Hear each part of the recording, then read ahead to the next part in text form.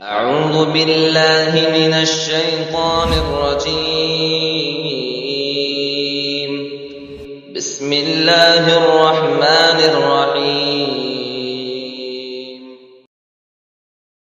رب اشرح لي صدري ويسر لي امري واحلل عقدة من لساني يفقهوا قولي رب زدني علما. جمعہ کی نماز میں یعنی جمعہ کی نماز سے پہلے جو خطبہ ہوا اور اس کے بعد بھی اعلان ہوا کہ حج سے متعلق جو احکامات اور مسائل بیان کیے جاتے ہیں ان میں سب سے اہم یہ ہے کہ ہم یہ جانیں کہ وہ کون سے اعمال ہیں جن سے حج خراب ہوتا ہے، وہ کون سے اعمال ہیں جن سے حج میں کمی ہوتی ہے، وہ کون سے اعمال ہیں جس میں سنت کی مخالفت ہوتی ہے. اور یہ بھی جاننا ضروری ہے انسانی شکل میں کچھ بھیڑیے مینا مزدلفہ عرفات میں گھومتے ہیں. حج کے ایام میں ایمان کے لوٹنے والے لٹیرے بھی ہوتے ہیں. انہی لٹیرے میں وہ لوگ بھی ہیں جو کچھ کتابچے بکلیٹ وغیرہ بانٹتے ہیں جن میں شرک اور بدعات کی تبلیغ کی جاتی ہے، اور خاص طور سے ایسی کتابیں حج کمیٹی کی طرف سے بھی جن میں شرکیہ باتوں کی تعلیم دی جاتی ہے. یہ کوئی سنی ہوئی بات نہیں، یہ خود دیکھی ہوئی بات ہے کہ مکے میں حج کرتے ہیں، اب مدینہ جا کر اپنے حج کو برباد کرتے ہیں. مکے میں حج میں توحید، اور مدینہ گئے تو نبی صلی اللہ علیہ وسلم قبر پر یا رسول اللہ کا نعرہ لگایا، یا رسول اللہ اغثنی، میری شادی کرا دیجئے. تو ایسے بہت سے واقعات اس غریب کے ساتھ گزرے ہیں مدینے میں، کیونکہ میں نے 5 سال گزارا ہے اور بہت ساری مخالفتوں کا سامنا کرنا پڑا ہے. بلکہ کہیں کہیں تو ایسا بھی ہوا ہے کہ بعض لوگوں کو میں نے مدینے میں شرک کرتے ہوئے دیکھا، یا رسول اللہ شرک کرتے ہوئے دیکھا، تو وہ روتے ہوئے زار و قطار رونے لگے. کہا کہ واللہ اللہ نے آپ کو بھیجا یہاں پر، ابھی جیسے میں نے شرکیہ کلمہ کہا یا رسول اللہ میری مراد سن لیجئے، میری فلاں پریشانی کو دور کر دی، جبکہ اللہ کے علاوہ کسی کو نہیں پکارنا ہے. کہا کہ ریاض الجنہ میں جیسے آنکھ لگی میں نے آگ کا انگارہ دیکھا، واللہ العظیم کہہ رہا ہوں، آگ کا انگارہ دیکھا، اور میں نے جیسے بتایا اس نے توبہ کیا. تو یہ جو حج کمیٹی سے جو کتابیں شائع ہوتی ہیں، یا کچھ بنگالی لوگ جو کتابیں 2 ریال 3 ریال میں جو بیچتے ہیں، یہ ایمان کے لٹیرے ہیں. آپ کے دین کو بھی برباد کرتے ہیں، ایمان کو بھی برباد کرتے ہیں، آپ کے پیسوں کو بھی برباد کرتے ہیں، آپ کے حج کو بھی برباد کرتے ہیں. اس لیے ڈاکٹر کا کام انجینئر، اور انجینئر کا کام ڈاکٹر نہیں کر سکتا. سرجن کا کام فزیشین ہے، فزیشین کا کام سرجن نہیں کر سکتا. تو دین اتنا غریب نہیں ہے کہ جو آدمی چاہے جیسی کتابیں بانٹ لے. اس لیے ایمان کو لوٹنے والے جو لوگ ہیں ان سے خبردار کرنے کے لیے یہ چند چیزیں میں نے لکھی ہیں، لیکن کتاب سے نہیں لکھی. میں نے 15 سال ریاض میں گزارے اور 5 سال مدینے میں گزارے. ان میں اکثر سالوں میں حج کیا ہے. جو میں نے دیکھا ہے وہ میں نے لکھا ہے. سب سے پہلی بات یہ ہے کہ اس سلسلے میں جو مخالفات ہیں ان میں سب سے پہلے نیت کا فساد. لوگ حج کرتے ہیں اللہ کے نام پر، لیکن شہرت اور ناموری کے لیے حج کرتے ہیں، ریا و سما کے لیے حج کرتے ہیں. اور اسی کی شکل یہ ہے کہ لوگ حج کرنے کے لیے جاتے ہیں تو ایک جماعت ان کے ساتھ ہوتی ہے اور ان کے ساتھ جھنڈا ہوتا ہے، نعرہ لگاتے ہیں. میں نے یہ بھی دیکھا ہے، نعرے تکبیر اللہ اکبر، اور ان پر پھولوں کی بارش کی جاتی ہے، ان کو ہار بھی پہنایا جاتا ہے. یہ ہار نہیں ہے، یہ زرار ہے، زرار. یہ چیز نبی صلی اللہ علیہ وسلم صحابہ سے ثابت نہیں ہے. اسی طریقے سے بڑی بڑی دعوتیں کی جاتی ہیں، کل محدثۃ بدعہ. یاد رکھیے ہر بدعت گمراہی ہے. ختنہ کے موقع پر جب دعوت دی گئی، حضرت عثمان بن ابی العاص نے اس دعوت کو رد کر دیا کہ نبی صلی اللہ علیہ وسلم زمانے میں ختنہ ہوتا تھا لیکن دعوت نہیں ہوتی تھی. تو حاجیوں کو جو دعوت دی جاتی ہے یہ بدعت ہے. یا اسی طریقے سے شور لگایا جاتا ہے کہ لمبی جماعت جاتی ہے دور تک رخصت کرنے کے لیے، یہ بھی بدعت ہے. عبداللہ بن مسعود روکا کرتے تھے، یہ کہتے تھے کہ تمہارے لیے فتنہ ہے، تمہارے لیے ذلت ہے اور ہمارے لیے فتنہ ہے. عبداللہ بن مسعود جب ان کو کوئی رخصت کرنے جاتا تو منع کرتے تھے کہ نہیں. تو جب صحابی اتنے بڑے علم اور فضل کے مقام پر ہیں، جب انہوں نے اس کو پسند نہیں کیا تو حاجیوں کو رخصت کرنا ایک بڑی جماعت کے ساتھ، کیا یہ ریاکاری دکھاوا نمود نہیں ہے؟ اسی طریقے سے حج کے احکام کو جاہلوں سے سیکھتے ہیں یا نہیں سیکھتے ہیں. کہاں تلبیہ کہنا چاہیے، کیسے نیت باندھنی چاہیے، احرام کیسے پہننا چاہیے، یا موڈا کہاں کھولا رکھنا ہے، یہ علم کی کمی کی وجہ سے. کیوں؟ اس لیے کہ وہ کتابیں صحیح نہیں ملتی. آپ دیکھتے ہیں کہ کتنے لوگ موڈا کھول کے نماز پڑھتے ہیں کہ نہیں پڑھتے؟ بھائی نیک جو ہے موڈا کھول کے نماز پڑھتے ہیں، حج صحیح بھی کرتے ہیں، کیسے نماز ہوگی؟ تم نے حج کیا کہ اپنے عمل کو برباد کیا. ابن باز کا فتویٰ ہے کہ اللہ کے نبی کی حدیث لا يصلي الرجل في الثوب الواحد ليس على عاتق من شيء، ایک کپڑے میں بھی اگر کوئی نماز پڑھتا ہے تو موڈا ڈھکا ہونا ضروری ہے. اگر موڈا ڈھاک کے نماز نہیں پڑھے گا اس کی نماز باطل ہے. تو یہ کب ڈھانکنا ہے کب کھولنا ہے یہ ان کتابوں میں ملے گا جو علماء عرب ہیں. شیخ ابن باز کی کتاب، ابن عثیمین کی کتاب، صالح فوزان کی کتاب، ائمہ حرمین کی کتابیں، علماء عرب اہل مکہ ادری بشام، مکہ کے لوگ زیادہ جانتے ہیں. تو اس لیے یہ ہندوستانی کتابوں سے چاہے جتنا بڑا عالم ہو وہ اتنا قابل اعتماد نہیں ہے. آپ کو معلوم ابن حزم کے بارے میں یہ مشہور واقعہ ہے کہ ابن حزم نے حج کے موضوع پر بہت بڑی کتاب لکھی، لیکن جب حج کرنے گئے اور سعی کی انہوں نے تو 7 کے بجائے 14 مرتبہ سعی کی، بلکہ صفا سے مروہ 1، مروہ سے صفا 2، پھر صفا سے مروہ 3، اس طرح سے. لیکن انہوں نے 14 سعی کی، 14 مرتبہ صحیح کی، یعنی جا کر کے آنے کو ڈبل شمار کیا. کیوں؟ اس لیے کہ انہوں نے کتاب تو پڑھی لیکن انہوں نے علم عملی طور پر اس کو نہیں سیکھا. لہذا حج کے ایام میں جو غلطیاں ہوتی ہیں اس کی وجہ یہ کہ عملی ٹریننگ نہیں دی جاتی کتاب و سنت کی روشنی میں، اور اگر دی جاتی ہے تو وہ باتیں بتانا ضروری ہے جس میں مخالفت پائی جاتی ہے، جس میں مخالفت پائی جاتی ہے. چنانچہ حج کے احکام نہ سیکھنا یہ بہت بڑی غلطی ہے. اسی طریقے سے لوگ احرام کی چادریں کب پہنتے ہیں، کب پہننا چاہیے؟ احرام کی چادر جو پہنتے ہیں لوگ گھر ہی سے پہن کے چلے جاتے ہیں. کیوں پہنتے بھائی؟ دکھلانا ہے کیا ضرورت ہے؟ ہاں فلائٹ میں بند رہے تو پہن لو، فلائٹ میں بیٹھنے سے پہلے احرام کی چادر پہن لو، یہ بہتر ہے. کیوں؟ اس لیے کہ میقات پر فلائٹ نہیں رکتی، تو اس سے پہلے غسل کیا جائے، خوشبو لگاؤ پیشانی میں، جسم میں، احرام کی چادر میں مت لگاؤ. اور احرام پہننے کے بعد افضل تو یہی ہے کہ میقات آنے کے قریب نیت کی جائے، لیکن انشاءاللہ فلائٹ میں بیٹھنے کے بعد بھی اگر حج کی نیت کر لے تو کوئی حرج نہیں ہے. ایک صحابی کا واقعہ ہے، آپ نے کہا من دویریت اہلک، اپنے گھر سے ہی نیت کرو. تو اس میں جواز کا پہلو ہے، لیکن افضل یہ ہے کہ میقات آنے سے پہلے نیت کر لے لبیک اللہم عمرہ یا لبیک اللہم حجن. یہ لیکن اکثر لوگ گھر سے ہی احرام کی چادریں پہن لیتے ہیں، اور احرام کی چادر پہننے اور احرام کے درمیان فرق ہے. چادر پہننا یہ احرام نہیں ہے. الدخول فی النسک بنیت العبادہ، عبادت کی نیت سے حج کے اعمال میں داخل ہونا یہ احرام ہے. جب تک آپ لبیک اللہم عمرہ نہیں کہیں گے اس وقت تک آپ کا عمرہ یا حج شروع نہیں ہوگا. اس کی مثال ویسے ہی جیسے اب تکبیر تحریمہ ہے، تکبیر تحریمہ سے پہلے بات کر سکتے ہیں کہ نہیں؟ بول سکتے ہیں، لیکن تکبیر تحریمہ کے بعد آپ کے اوپر پوری پابندی آ گئی کہ آپ بات نہیں کر سکتے، آپ گویا کہ اللہ کی عبادت میں مشغول ہیں.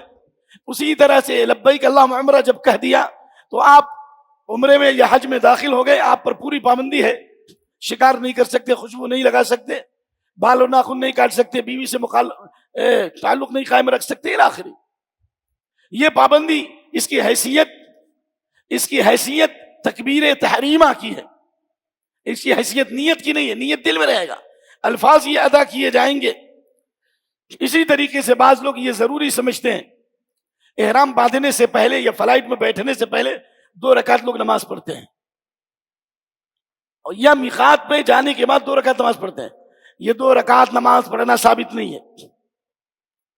ہاں جب غسل کریں گے یا وضو کریں گے تحیۃ الوضو یا تحیۃ المسجد پڑھیں گے. یا آپ صلی اللہ علیہ وسلم کو اللہ نے فرمایا صلی فی ھذا الوادی المبارک، یہ صرف مدینے کے میقات کے لیے ہے کہ اس مبارک وادی میں آپ نماز پڑھیے. ایک عام حکم ہے، اس کا حج سے تعلق اور عمرے سے تعلق نہیں ہے. لہذا احرام باندھنے کے لیے نماز پڑھنا یہ سنت سے ثابت نہیں ہے.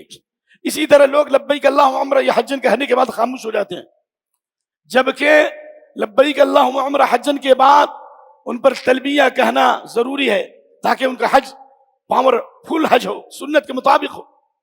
اور اس کے لیے یہ ہے کہ اللہ کے نبی صلی اللہ علیہ وسلم نے کہا جبریل امین آئے، انہوں نے مجھے حکم دیا کہ میں لوگوں کو حکم دوں ان یرفعوا اصواتکم بالتلبیہ، اپنی آواز کو بلند کریں، اپنی آواز کو بلند کریں.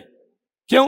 اس لیے بعد حدیث میں ما لبى ملب الا ما لبى عن يمينه وعن شماله من شجر الحجر، اس حدیث کو بعض علماء نے حسن کہا. جب انسان تلبیہ کہتا ہے لبیک اللہم عمرہ یا لبیک اللہم لبیک لبیک لا شریک لک لبیک ان الحمد والنعمت لک والملک لا شریک لک، یہ کب سے کب تک کہنا ہے؟ احرام باندھنے سے لے کر طواف شروع کرنے سے پہلے تک. دائیں بائیں جو درخت اور حجر سنتے ہیں یہ بھی اس کی آواز میں آواز ملاتے ہیں، اور آواز سے تلبیہ کہنا چاہیے. اور اللہ کے نبی صلی اللہ علیہ وسلم کو پوچھا گیا سب سے افضل حج کون ہے؟ آپ نے فرمایا الحج والثج، جس میں تلبیہ زیادہ ہو اور قربانی زیادہ ہو. جس میں تلبیہ زیادہ ہو، زور زور سے انسان تکبیر کہے. مردوں کے لیے، عورتیں آہستہ آواز میں کہیں. لیکن ہمارے بعد مشائخ نے کہا کہ آج سے 20-25 سال پہلے میں نے حج کیا تھا، پورا مینا گونجتا تھا تکبیر سے اور تلبیہ سے، لیکن اب کہیں شاید ہی کوئی آواز آتی ہو. آپ لوگ حج کرنے گئے ہیں نا 2-4 سال میں، کہاں لبیک اللہم لبیک کہتے ہیں؟ سب لوگ دنیا سجانے میں لگے ہیں، ڈش بنانے میں لگے ہیں، گھومنے پھرنے میں لگے ہیں. بہت افسوس کی بات. اس لیے اس سنت کو زندہ کیجئے. اور اسی طریقے سے کچھ لوگ ہیں جو مکہ پہنچنے کے بعد طواف شروع کرنے سے پہلے نماز پڑھتے ہیں، یہ بدعت ہے. اگر نماز کا وقت ہے تو نماز پڑھیں گے، ورنہ حرم میں داخل ہونے کے بعد کہاں سب سے پہلے کیا کریں گے؟ طواف شروع کریں گے. اور طواف شروع کرنے کے بعد مقام ابراہیم پر 2 رکعت نماز ہے، نمبر 1. نمبر 2، طواف شروع کرنے سے پہلے کوئی خاص کیفیت نہیں، اللہ یہ کہ حجر اسود کا استلام کرو یا بوسہ لو، اور اگر دور ہے تو ہاتھ سے اشارہ کرنا کافی ہے. ٹھیک ہے، بسم اللہ اللہ اکبر، ہر چکر میں اللہ اکبر کہو. کہاں؟ حجر اسود کے سامنے شروع ہو کر. لوگ ہاتھ سے اشارہ کر کے ہاتھ کو چومتے ہیں، یہ بدعت ہے. ہاتھ چھوئیں گے تب چومیں گے، یا کسی لکڑی سے چھوئیں گے تو اس کے چومیں گے، یا ڈائریکٹ چومیں گے. کیونکہ حدیث ہے کہ قیامت کے دن اللہ تعالی حجر اسود کو زندہ کرے گا، یعنی اٹھائے گا. وَلَوْ عَيْنَانِ يُبْصِرُ بِهِمَا، اس کو 2 آنکھ ہوگی. کتنی آنکھ ہوگی؟ حجر اسود کو 2 آنکھ ہوگی.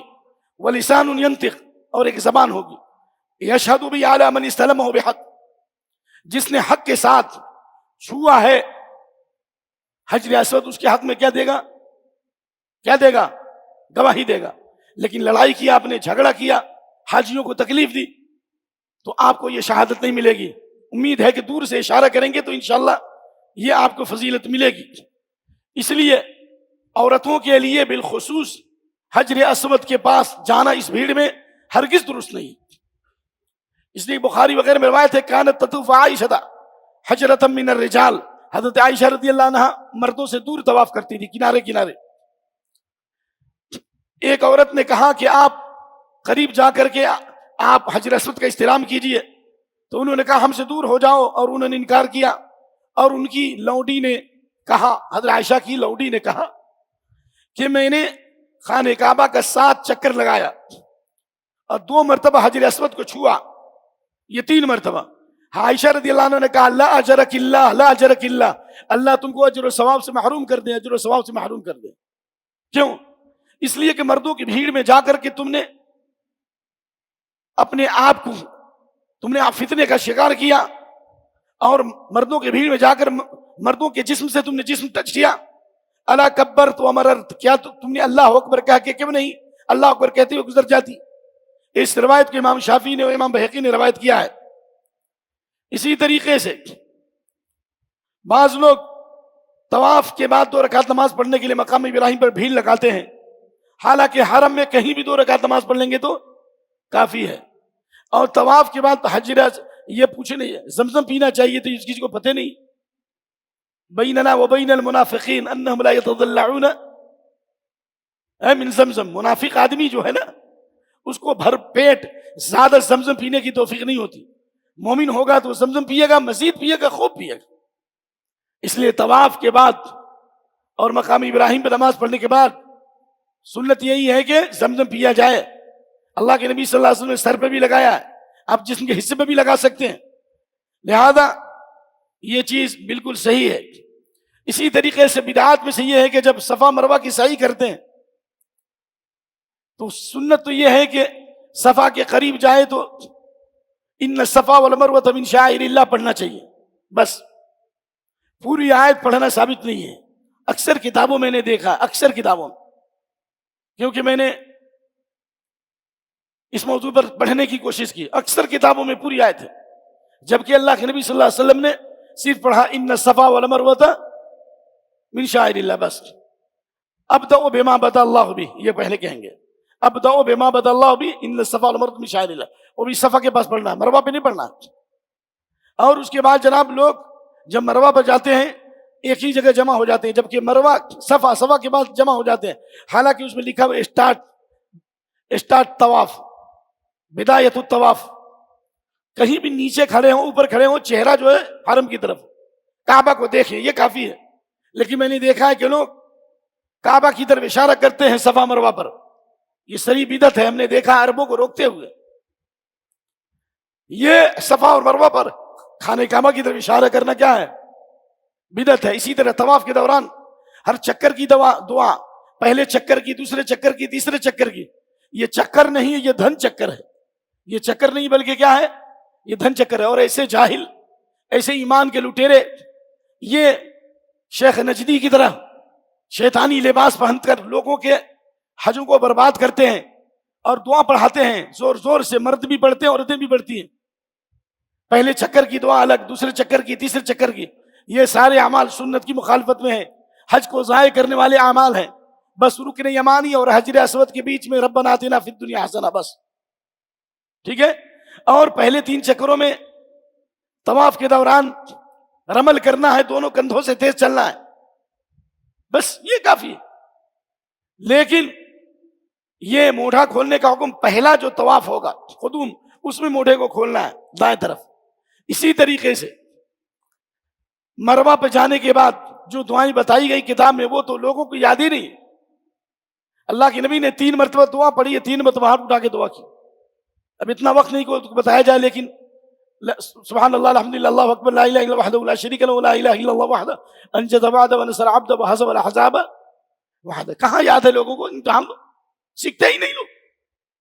اسی طریقے سے صفا اور مروہ کے بیچ میں جو گرین لائٹ ہے، وہاں مردوں کے لیے دوڑنا جو ہے سنت اور مستحب ہے، عورتوں کے لیے درست نہیں ہے، منع ہے حدیث میں. لہذا اور صفا اور مروہ کے بیچ میں کوئی دعا مخصوص نہیں ہے. صرف حضرت عمر بن خطاب پڑھتے تھے اللہم اغفر وارحم انک انت العز الاکرم. جو دعا صفا میں پڑھی ہے وہی مروہ پر پڑھیں گے کعبہ کی طرف متوجہ ہو کر، اور ہاتھ اٹھا کر. اللہ کے نبی نے صفا پر 3 مرتبہ دعا کی ہر چکر میں، مروہ پر بھی ہاتھ اٹھا کر 3 مرتبہ دعا کی. لیکن وہ تو یاد ہی نہیں لو. 7 چکر ہونے کے بعد بال کٹانا چاہیے، لیکن وہاں ایمان کے لٹیرے ہیں، یہ نالائق پیسے لے کر کے لوگوں کا حج برباد کرتے ہیں. ادھر سے بال کاٹ لیا، ادھر سے کاٹ لیا، ادھر سے کاٹ لیا، نہیں ہوگا. پورے سر کا بال لینا ضرور حلق کراؤ 10 ریال 20 ریال میں، نہیں تو بھیک مانگ لو. لیکن یہ 2 ریال 3 ریال دے کر کے ادھر سے بال کاٹا، ادھر سے کاٹا، ادھر سے کاٹا، یہ حج کو برباد کرنے والے. پورے سر سے بال لینا ضروری ہے. اور عورت کے لیے صرف یہ ہے نا، یہ قدر الانملہ، یعنی اس کے برابر چوٹی سے بال کاٹ لیا جائے، بس اتنا ہی کافی ہے. اور بعض لوگ کیا کرتے ہیں، صحیح طواف کر لیا، صحیح سے پہلے ہی احرام اتار دیتے ہیں. تو اگر آپ نے جان بوجھ کے کیا اور علم میں کمی کی ہے تو دم دینا پڑے گا. جب تک صحیح مکمل نہ ہو، اگر آپ عمرے کا طواف کر رہے ہیں تب تک، اور اس کے بعد جب تک بال نہ کٹائیں تب تک احرام کھول لینا جائز نہیں ہے. احرام کھولنے سے پہلے اگر آپ نے احرام کھول لیا، اس کے بعد بال کٹایا، تو اہل علم کے راجح قول میں اسے دم دینا پڑے گا.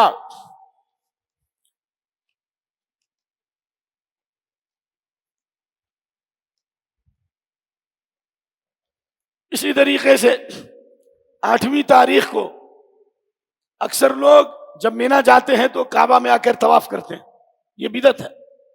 اللہ کے نبی صلی اللہ علیہ وسلم ابتح میں رکے تھے، ابتح میں، وہیں سے آپ مینا چلے گئے 8ویں تاریخ کو سورج نکلنے کے بعد، لیکن حجاج کی بھیڑ کی وجہ سے لوگ رات ہی میں لے جاتے ہیں، تو اس کے لیے جو تمتع کرنے والے جو ہے دوبارہ احرام باندھتے ہیں ان کے لیے خانہ کعبہ آنا ثابت نہیں، بلکہ جہاں وہیں سے احرام باندھے۔ اگر وہ طواف کرتا ہے مینا جانے کے لیے تو بدعت ہے، یہ علم کی کمی ہے۔ یا اسی طریقے سے لوگ مینا میں جو ٹھہرنا ہے پہلے 8ویں تاریخ کو، یا اسی طریقے سے 10 11 12 13 جو ہے یہ 3 راتیں ہیں نا، یہ 2 راتیں، تو لوگ مینا کو چھوڑ کر کے مزدلفہ میں رات گزارتے ہیں یا عزیزیہ میں رات گزارتے ہیں، یہ درست نہیں ہے۔ الا یہ کہ خیمے ڈائریکٹ مینا کے خیمے مزدلفہ تک پہنچ جائیں جیسے آج کل حالات ہیں، یا مینا کے خیمے عزیزیہ تک پہنچ جائیں۔ یا ابن باز رحمۃ اللہ علیہ کا فتویٰ ہے اگر مینا میں واقعتاً جگہ نہ مل سکی، ایسی مجبوری میں اگر کوئی عزیزیہ میں ٹھہرتا ہے تو انشاءاللہ کوئی حرج نہیں ہے۔ پھر بھی اہل علم کہتے ہیں کہ اسے چاہیے کہ 2-4 گھنٹہ مینا کے حدود میں جا کر کے رات گزارے، ٹھیک ہے نا۔ 8ویں تاریخ کو جو رکتے ہیں یہ واجب نہیں، مستحب ہے، لیکن ایام تشریق جو ہے یہ جو راتیں ہیں 11 12 یہ 13 کو رکتے ہیں، تو یہ مینا کے اندر رات گزارنا ہے۔ لیکن بعض لوگ مینا سے باہر مزدلفہ چلے جاتے ہیں، تو اگر خیمہ مزدلفہ تک ہے تو کوئی حرج نہیں، آپ مینا کی نیت سے مینا کی نیت سے رات گزارے، اور جب مزدلفہ کے ایام ہے تو وہاں مزدلفہ کی نیت سے وہاں پر خیمے میں رہ جائیں تو کوئی حرج نہیں ہے۔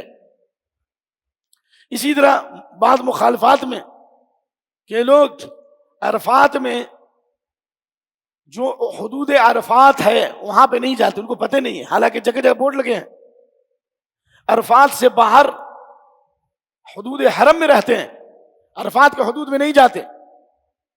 اور اللہ کے نبی نے فرمایا الحج عرفہ، عرفہ ہی حج ہے، ان کا حج مکمل نہیں ہوگا، حج ہی نہیں ہوگا، کیا ہوگا؟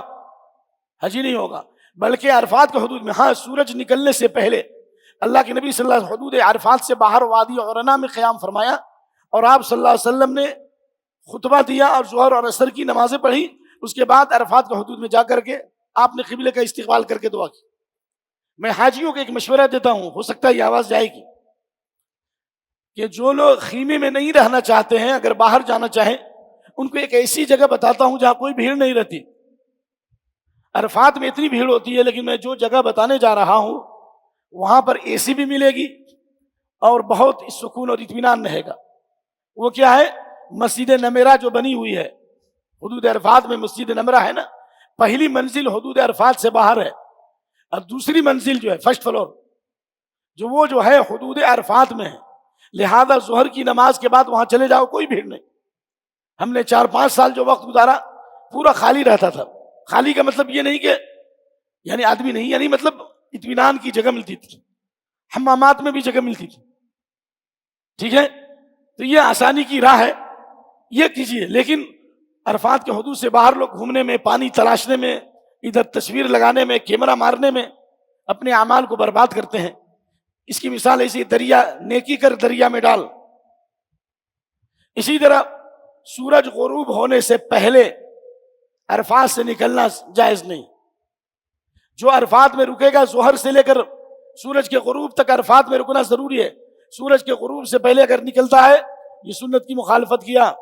ہاں آپ حدود عرفات میں رہیے، گاڑی کے قریب حدود عرفات میں، جیسے سورج غروب ہو جائے گاڑی پہ بیٹھ جائیے۔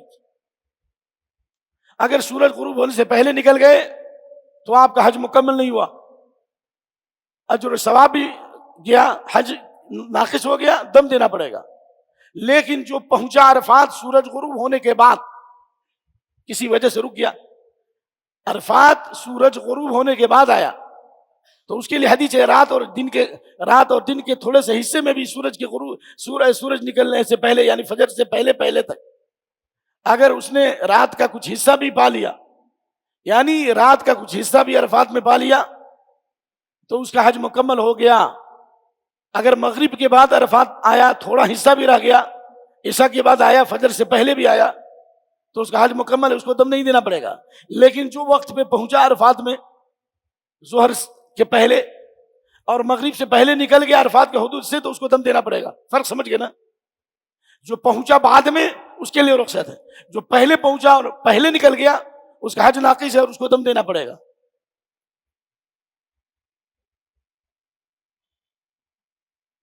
اسی طریقے سے دیکھا جاتا ہے کہ عرفات سے مزدلفہ جاتے ہوئے لوگ راستے میں عشاء کی نماز اور مغرب کی نماز پڑھتے ہیں، اس سنت کے خلاف ہے. الا یہ کہ آدھی رات ہو جائے یا آدھی رات کے قریب بس کے زحمت کی وجہ سے تو وہ پڑھ سکتا ہے، لیکن پیدل جانے والوں کے لیے کوئی مسئلہ نہیں. اس لیے مزدلفہ جا کر مغرب اور عشاء پڑھنا ہے اور اس رات میں آپ نے کوئی دوسری نماز نہیں پڑھی ہے. دیکھا جاتا ہے لوگ مزدلفہ سے آدھی رات کے بعد ہی مینا چلے جاتے ہیں، یہ درست نہیں ہے، سوائے بچوں کے لیے، عورتوں کے لیے اور بوڑھوں کے لیے. بچے عورتیں بوڑھے جائیں گی تو انشاءاللہ علامہ البانی کی تحقیق میں یہ مسئلہ انشاءاللہ راجح ہے. کیوں؟ فجر کے بعد یعنی صبح صادق کے بعد ایسے لوگ کنکری مار سکتے ہیں، لیکن جو سورج نکلنے کے بعد فجر کی نماز پڑھا مزدلفہ میں، اس کو مشعر حرام کے پاس دعا کرنا چاہیے، بہت لمبی دعا، دعا کی قبولیت کے اوقات ہیں. وہ لوگ سورج نکلنے کے بعد کنکری ماریں گے. لیکن یہاں پہ ایک مسئلہ بتا رہا ہوں، آواز جائے گی. اکثر حجاج کو دیکھا گیا کہ مزدلفہ سے مینا جاتے ہوئے بھیڑ والے راستے کو پکڑتے ہیں. کئی راستے ہیں، اگر بھیڑ والا راستہ جو پیدل چلنے والا راستہ ہے تو بس والا جو راستہ ہے دائیں بائیں آپ اس سے نکلو، بہت آرام سے جاؤ گے. اور غلطی حجاج یہ کرتے ہیں کہ جاتے ہی کنکری مارنے کے لیے چلے جاتے ہیں. کئی دفعہ میری جان بچی ہے، بھیڑ کی وجہ سے خیمہ توڑ توڑ کے ہم لوگ نکلے. اور جو حرم کا ابھی جو حادثہ ہوا مینا کا، جو ایرانیوں نے جو فتنہ برپا کیا اور اس کی وجہ سے ہزاروں جانیں گئیں، عاملہ اللہ بما یستحق. تو اس لیے مینا سے جب مزدلفہ سے جب مینا کنکری مارنے جائیں تو میں حاجیوں کو مشورہ دیتا ہوں کم سے کم 2 گھنٹہ اپنے خیمے میں انتظار کرو. 2-3 گھنٹہ. کتنا گھنٹہ؟ 2-3 گھنٹہ. یا اگر ممکن ہو تو مزدلفہ سے ڈائریکٹ کہاں چلے جاؤ؟ کہاں چلے جاؤ؟ حرم چلے جاؤ طواف کرنے. کیوں؟ اس لیے کہ اس دن کوئی کام آگے پیچھے ہو جائے تو اس میں کوئی حرج نہیں. حدیث ہے نا. ہم لوگ مینا سے مزدلفہ سے ڈائریکٹ کہاں چلے گئے؟ حرم میں طواف کرنے. کوئی بھیڑ نہیں تھی. اور اس کے بعد تب ٹیلی فون آنا شروع ہو گئے میرے پاس کہ ہزاروں کی تعداد میں لوگ مر گئے اور میری جان بہت مشکل سے بچی ہے، میں ننگا ہو گیا، کپڑا نکل گیا، یہ وہ. تو اس لیے بھیڑ سے بچنے کے لیے مزدلفہ سے ڈائریکٹ طواف شروع کر لیں. اس کے بعد 2-3 گھنٹے کے بعد آئیں گے، بھیڑ نہیں رہتی. اور آپ کو معلوم ہے کہ 3 طبق 3 دور ہے، فلور ہے جس کے اوپر کنکری مارنے کی سہولت ہے، تو اس کا بھی سہارا لیجئے. اور کنکری مارنے میں لوگ بڑی بڑی کنکریاں مارتے ہیں، یہ بدعت ہے. چپل مارتے بدعت ہے. یہ بات بالکل صحیح ہے کہ ان 3 جگہوں پر شیطان نے ابراہیم علیہ السلام کو بھٹکایا تھا، اور جب بسم اللہ اکبر کہا کہ مارا، ساخا فل زمین میں دس گیا. یہ بالکل صحیح ہے، لیکن چنے سے تھوڑا بڑا ہونا چاہیے. اس سے بڑا اگر ہے تو یہ سنت کی مخالفت ہے.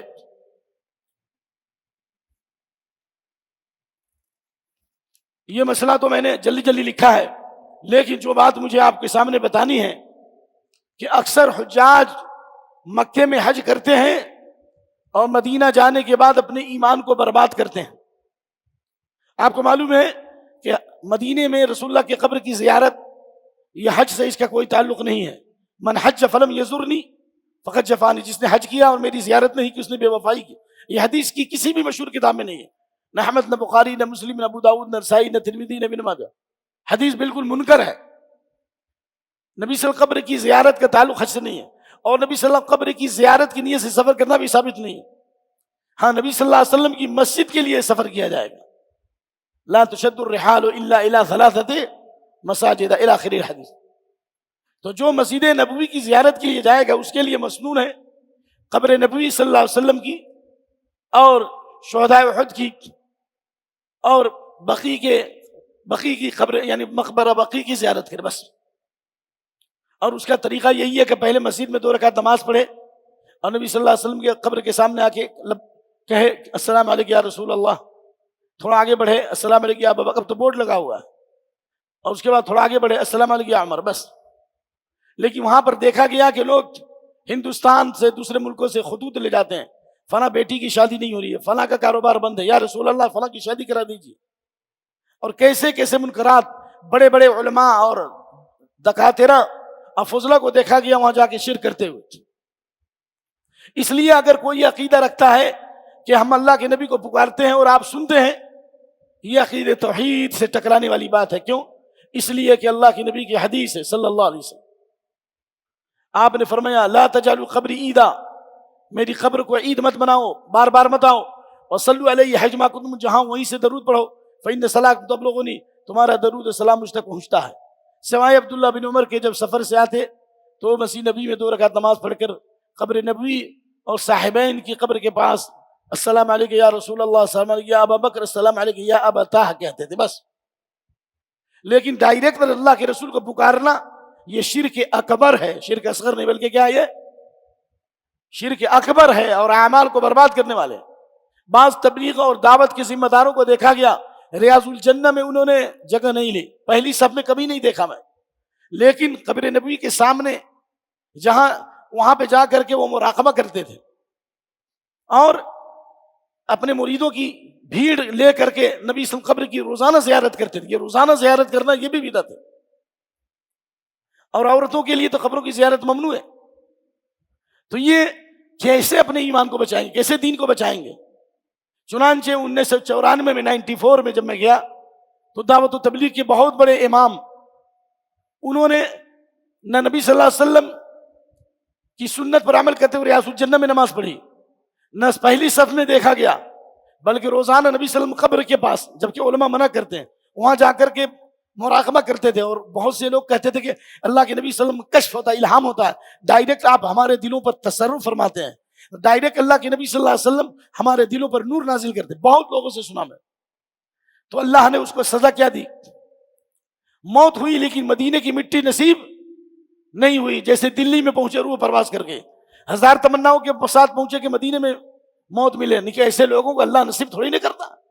تو لہذا یہ بہت خطرناک اور المناک باتیں ہیں کہ شرک یہ امت کا سب سے بڑا فتنہ ہے، اور اسی وجہ سے اللہ کا قہر اور غضب ہے. عام انسان غلطی کرے تو کوئی بات نہیں، اس تیرگی میں کون نکلے گا اپنے گھر سے؟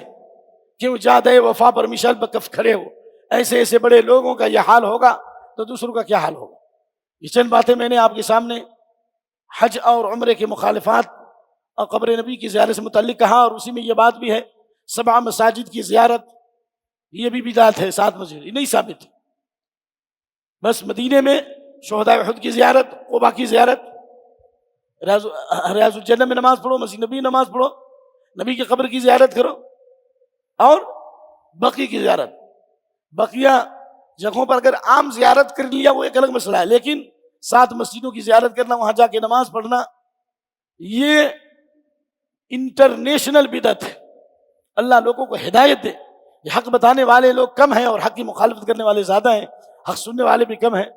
جو کچھ میں نے کہا ہے اللہ سے دعا ہے کہ اللہ قبول فرمائے اور ہمارے اعمال کی اصلاح فرمائے، اور حاجیوں کو اللہ تعالیٰ زیادہ سے زیادہ علم سیکھنے کی اور وہاں دعائیں کرنے کی توفیق نصیب فرمائے. سبحان ربک رب العزت عما یصفون وسلام علی المرسلین والحمد للہ رب العالمین. السلام علیکم ورحمۃ اللہ وبرکاتہ. سوال اگر ہے تو کچھ کر سکتے ہیں، کیونکہ میں ہوں یہیں پر، آج میرا قیام آج یہیں رہے گا مسجد کے اندر، کل سے پروگرام ہے 2 دن. اور اگر جی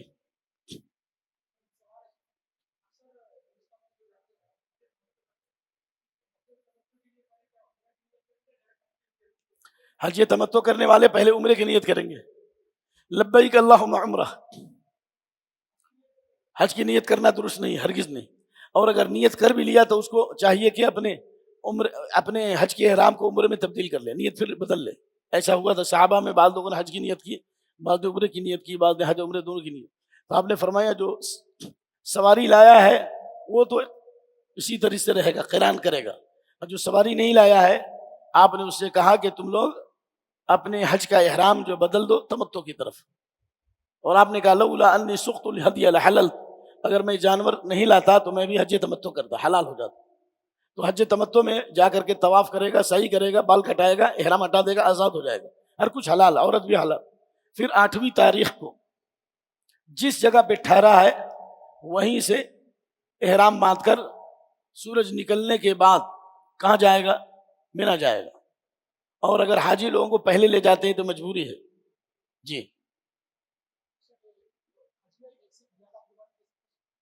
حج میں اللہ کے نبی صلی اللہ علیہ وسلم نے 100 قربانی دی، لیکن گھر کی قربانی میں 1 یا 2 دیں، لیکن حج کی قربانی میں جتنا چاہے اتنا دیں، کیونکہ آپ سے پوچھا گیا سب سے افضل حج کیا ہے؟ الحج والثج، الحج والثج۔ الحج کے معنی جس میں تلبیہ زیادہ ہو، الثج معنی جس میں قربانی زیادہ ہو۔ اللہ کے نبی نے 100 قربانی کی تو آپ 4 تو کرو، 5 تو کرو، افضل ہے۔ لیکن گھر والی قربانی 1 جانور کافی ہے پورے گھر والوں کی طرف سے، 1-2 جانور زیادہ کرنا یہ صحابہ کا منہج نہیں تھا، لیکن حج کی قربانی میں آپ سینکڑوں کرو، کوئی حرج نہیں۔ اللہ کے نبی نے 63 اونٹ اپنے ہاتھ سے ذبح کیے اور 37 اونٹ آپ نے حضرت علی کو دی۔ اس سے معلوم یہ ہوا کہ اس میں جتنا چاہے کریں۔ اور حج گھر والی قربانی اگر ہو رہی ہے تو اس قربانی کا حج کی قربانی سے کوئی تعلق نہیں۔ اگر آپ دیکھ رہے ہیں کہ آپ کے گھر پر کوئی آدمی گھر کی قربانی کرنے والا نہیں ہے اور حج کے اندر ہی آپ نے گھر والی قربانی بھی کر دی، یہ بھی جائز ہے۔ آپ نے حجۃ الوداع میں اپنی بیویوں کی طرف سے 1 گائے ذبح کیا، سمجھ میں آ گیا کہ نہیں آیا؟ یعنی گھر والی قربانی حج میں بھی کی جا سکتی، لیکن وہاں کی قربانی یہاں نہیں ہو سکتی، نہیں سمجھا؟ وہاں حرم والی جو قربانی ہے حج والی، وہ گھر پہ نہیں کر سکتی۔ گھر والی قربانی وہاں ہو سکتی ہے، لیکن حرم والی قربانی گھر پہ نہیں ہو سکتی۔ ہدی بالغ الکعبہ۔ جی، یہ دوسری بات یہ ہے کہ حج تمتع میں جب جا کے احرام اتار دیتے ہیں عمرہ کرنے کے بعد سے، حج تمتع میں جی، عمرہ کرنے کے بعد احرام اتار کے پھر 8 تاریخ کو احرام باندھتے ہیں نا شیخ، جی، جی، تو اس درمیان جو وقفہ ہوتا ہے، انڈیا سے پہلے جاتے ہیں تو ایک 8-10 دن کا ٹائم ملتا ہے شیخ، تو کیا اس درمیان کیا عمرے کے احکامات رہیں گے یا خالی عام؟ ہاں، اگر آپ حج کے لیے گئے، حج تمتع کر کر آپ کو 15 دن موقع مل گیا، 20 دن موقع مل گیا، حج سے 20 دن 25 دن پہلے پہنچ گئے مکے میں، آپ حج سے 20 دن 25 دن پہلے پہنچ گئے، تو اس دوران عمرہ کرنے کے بعد حلال ہو گئے۔ اگر آپ کو 1 سے زیادہ عمرہ کرنا ہے تو انشاءاللہ اگر میقات جا کر کے، طائف میقات جا کر کے احرام باندھ لیں، کوئی حرج نہیں۔ ایک اسی طریقے سے جدہ کسی دوست احباب سے ملنے آئے، وہاں سے آپ دوبارہ احرام باندھ کے چلے جائیں، کوئی حرج نہیں۔ یہ حضرت انس کی روایت ہے کہ حضرت انس بن مالک مکے میں بہت دن رکتے تھے، بصرہ سے جاتے تھے، سر پہ جب بال آ جاتا عمرہ کر لیتے، پھر سر پہ بال جب آ جاتا پھر دوبارہ حدود حرم سے باہر جا کر کے عمرے کا احرام باندھ کے آ کے عمرہ کرتے تھے۔ انشاءاللہ یہ جائز ہے، لیکن ہر دن عمرہ کرنا، مسجد عائشہ جانا، شیخ صفی الرحمن مبارک پوری سے پوچھا گیا مسجد عائشہ جا کر جو ہر دن عمرہ کرتے ہیں وہ کیسا ہے؟ تو حضرت صفی الرحمن مبارک پوری رحمہ اللہ نے جواب دیا، حضرت عائشہ رضی اللہ عنہ کے ساتھ شرعی عذر تھا، حیض تھا۔ حیض عورتوں کو آتا ہے، مردوں کو نہیں، لیکن جس مرد کو حیض آتا ہے یا جس مرد کو حیض آتا ہے وہ جا کر کے مسجد عائشہ سے احرام باندھے، اور مرد کو حیض نہیں آتا، لہذا روزانہ یا ہر 2-3 دن پہ جا کر کے مسجد عائشہ سے عمرہ کرتے ہیں۔ یہ عمرہ نہیں ہے بلکہ عمرہ کی مخالفت ہے، لوگوں کو تکلیف دینا ہے۔ ان الذین یؤذون المؤمنین والمؤمنات بغیر ما اکتسبوا، ایمان والوں کو تکلیف دینا ہے، ایمان والوں کو تکلیف دینا۔ آپ بھیڑ لگا رہے ہیں؟ ہاں، اللہ کے نبی صلی اللہ علیہ وسلم نے 4 عمرے میں 3 عمرے آپ نے ذوالقعدہ میں کیے، ایک سفر میں 1 ہی عمرہ کیا، آپ نے بار بار عمرہ نہیں کیا۔ ٹھیک ہے، اگر 1 سے زیادہ عمرہ کرنا ہے تو یہی شکل ہے، اگر اتنا دن رکے کہ سر پہ بال آ جائے، یا بار بار عمرہ کرنا ہے تو تھوڑا ٹھہر کر کے آپ میقات جائیں، یا کسی ضرورت سے طائف جا رہے ہیں، یا کسی ضرورت سے آپ جدہ جا رہے ہیں اپنے دوست احباب سے ملنے، تو وہاں سے آتے وقت احرام باندھ لیں، کوئی حرج نہیں، لیکن افضل نہیں ہے۔ افضل یہ ہے کہ 1 ہی عمرہ کیا جائے، بس 1 ہی عمرہ کیا جائے۔ ہاں، مدینہ اگر چلے گئے آپ، مدینہ سے آ رہے ہیں تو پھر دوبارہ احرام باندھیے۔ بعض علماء اس کو ضروری کہتے ہیں کہ اگر حج سے پہلے آپ مدینہ چلے گئے اور پھر وہاں سے میقات لگتی ہے تو آپ دوبارہ عمرے کا احرام باندھ کے آئیے یا دوبارہ حج کا احرام باندھ کے آئیے، کیونکہ آپ حدود حرم سے باہر نکل گئے۔ اللہ عالم، افضل ہے، نبی صلی اللہ علیہ وسلم عمل ہے۔ آپ آسانی کے راستے کو بتائیں، لیکن جو کچھ آثار ملتے ہیں اس سے جواز نکلتا ہے، جواز۔ کیونکہ انسان کو زندگی میں ایک ہی حج کا موقع ملتا ہے یا تو بار بار، تو اس لیے جائز ہونے کی شکل یہی ہے کہ اتنا دن رکے کہ سر پہ بال آ جائے، یا میقات جا کر کے احرام باندھے، یا مدینہ جاتا ہے تو احرام باندھ کے آئے، یا جدہ کسی ضرورت سے جاتا ہے تو آ کے احرام باندھے۔ لیکن حرم میں رہتے ہوئے روزانہ یا ہر 2-3 دن پر مسجد عائشہ جا کے احرام باندھنا یہ سنت کی مخالفت ہے۔ بعض علماء نے اس کو ناجائز کہا، بعض نے بدعت کہا، بعض نے سنت کی مخالفت کہا، اللہ عالم۔ شیخ دوسرا قربانی کا جو مسئلہ ہے، یہ حج کے بعد جو آخر میں قربانی کرتے ہیں، کیا بغیر قربانی کر کے احرام اتار سکتے ہیں شیخ؟ یہ تو پہلے سے بتا دیا گیا، یہ تو تعلیمات ہو رہی کہ احرام اتارنے کے لیے نمبر 1 رمی کیجیے، کنکری ماریے، اور کنکری مارنے کے بعد قربانی کیجیے، ہے نا، قربانی کر کے بال اور ناخن کٹائیے، بال کٹائیے، اس کے بعد احرام اتار سکتے ہیں۔ لیکن اگر اس دن کوئی کام پہلے ہو گیا، آگے ہو گیا، مثال کے طور پر آپ نے رمی کر لیا اور آپ نے قربانی نہیں کی، بلکہ رمی کرنے کے بعد، کنکری مارنے کے بعد ہی بال کٹا لیا، تو احرام اتارنے میں کوئی حرج نہیں ہے۔ احرام اتار لیجیے، خوشبو لگائی، ہر چیز حلال ہے سوائے عورت۔ سمجھ میں آ گئی؟ تو جیسے ہی آپ نے رمی کی اور آپ نے سر کے بال مڈا لیے، یا قربانی لیٹ سے ہوا، کوئی حرج نہیں، سر کے بال مڈا لیے، سر کے بال مڈانے سے پہلے آپ احرام نہیں اتار سکتے، سر کے بال مڈانے کے بعد ہی احرام اتارنا ہے ہر حال میں۔ جی